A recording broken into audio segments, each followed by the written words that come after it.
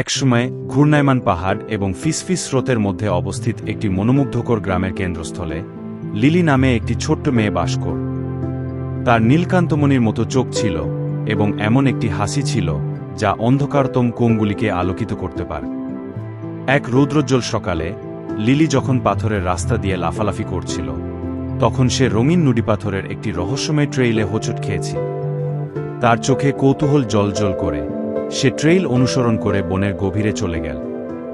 সে আরও গভীর থেকে গভীরতর হতে লাগল, যতক্ষণ না সে একটি লুকানো গ্ল্যাডে হোঁচট খায় যেখানে ফুলগুলি বাতাসের সুরে নাচছে।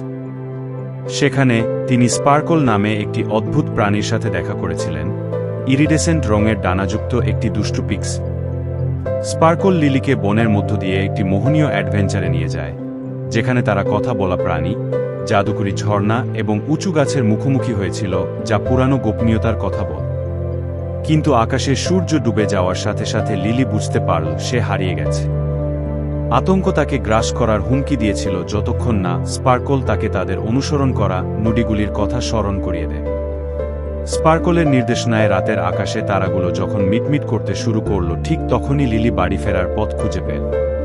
তার আরামদায়ক বিছানায় নিরাপদ এবং সুস্থ লিলি ঘুমিয়ে পড়ল, তার হৃদয়ে বিস্ময় এবং কৃতজ্ঞতায় পূর্ণ যে ঐন্দ্রজালিক সাহসিক কাজ সে অনুভব করেছে।